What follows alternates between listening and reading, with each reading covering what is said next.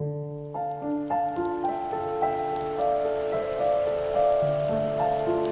fox knew her last cub would be waiting for her at the first tree. She was almost there. The rain cascaded onto the jade valley where the entrance to the tree was. Life was protected there, because that's where life began. It was now only a mother and a daughter left. Items from my life still dotted the ground as she moved closer to her destination and destiny.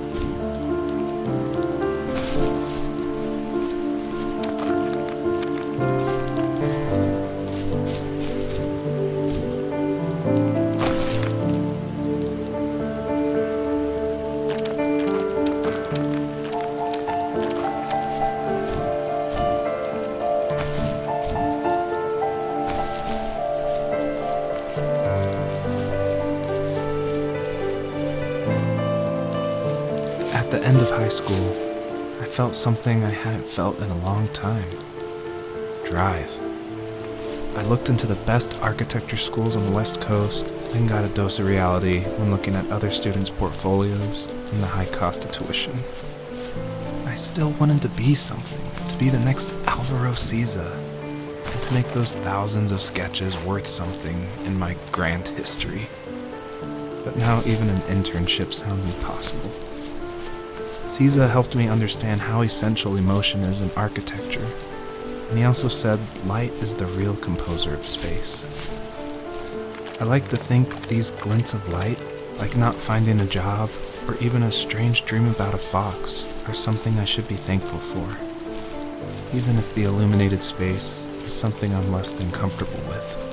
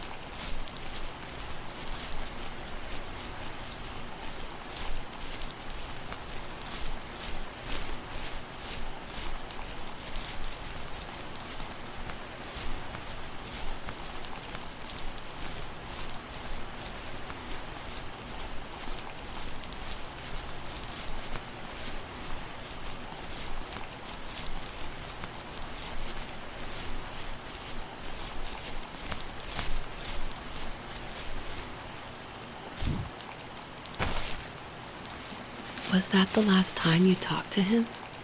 No, I called on holidays, and he would call on my birthday. I guess we acted like nothing ever happened, which was stupid. Didn't want to ask about his lumberyard, and I'm sure he didn't want to ask about my job search. I never went back and visited. I think the last conversation we had was about what movies we had seen and what exactly a best boy is in the credits. I thought he would be here so much longer.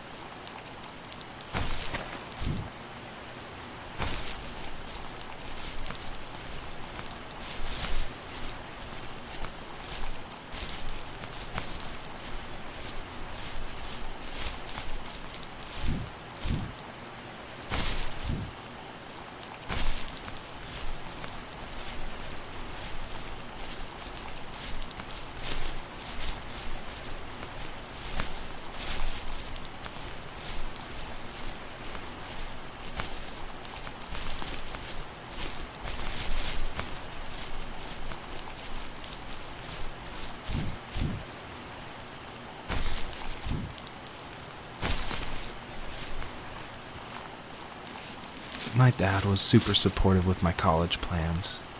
To a point. Things were okay until this terrible accident happened. I guess a forklift flipped over due to a bad axle, and it crushed one of the workers there. My dad didn't eat for days, even though he wasn't directly involved. It devastated him. Not only did it hurt the business, but it just freaked him out. He would talk in his sleep, muttering things about firing people and saying sorry.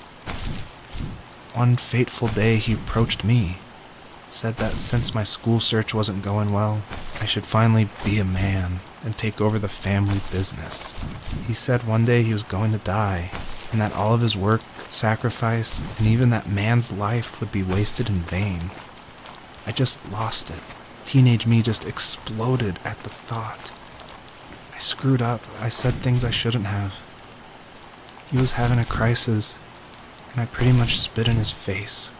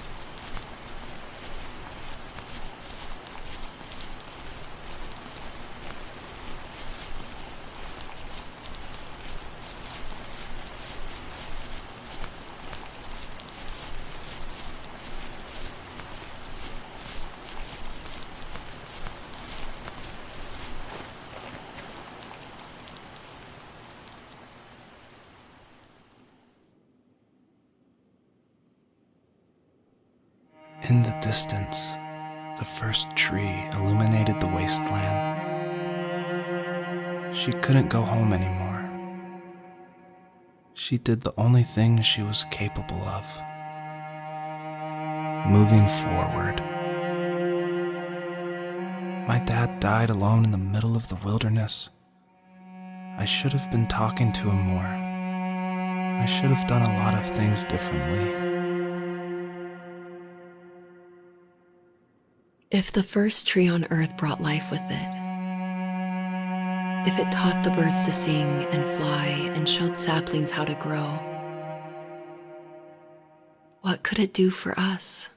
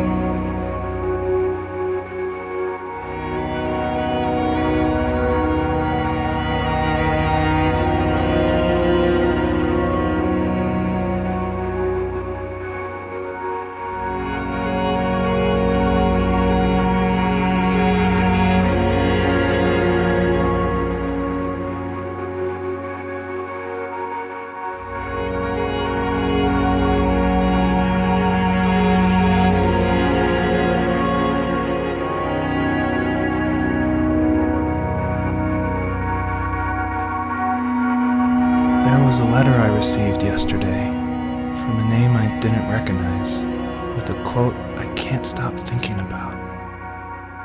Death is not the opposite of life, but a part of it.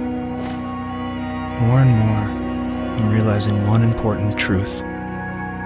Each of us have our own journey to the first tree, but sometimes I'm not sure I'm ready to take that first step.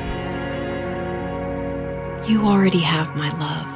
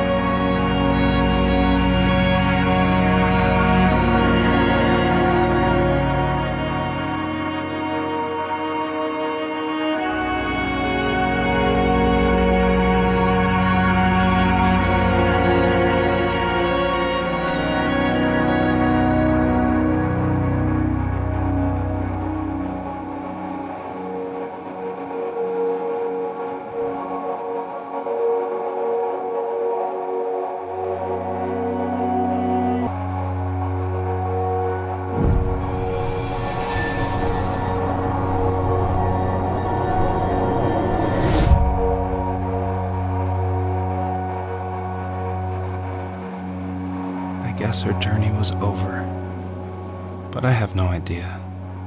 It was only a dream, a distraction from tomorrow. I don't think dreams normally bring back to memory so many important feelings. Maybe it was just a dream, but it was also a gift. Yeah, I suppose. But tomorrow we're getting on a plane to the last place on Earth I want to be. The only person that would have made the trip worth it is gone. You're going to see him and be with him one last time before you say goodbye. I have one last quote for you by Emerson, sealed in an imaginary letter from me to you. It is the secret of the world that all things subsist and do not die, but only retire a little from sight and afterward return again. Go to sleep, my love. We have a big day tomorrow, but I'll be there with you every step of the way. Thank you. Thanks for listening. Good night, Rachel. Good night, Joseph.